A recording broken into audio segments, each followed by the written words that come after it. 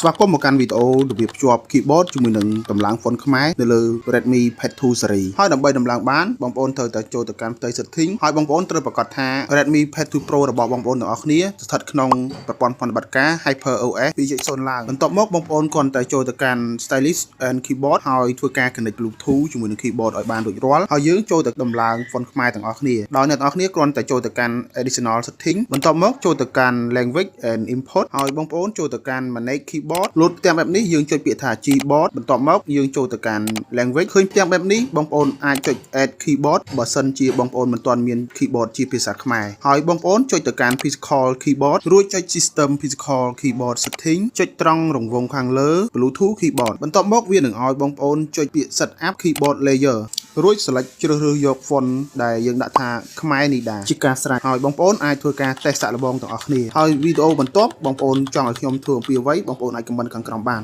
អរគុណ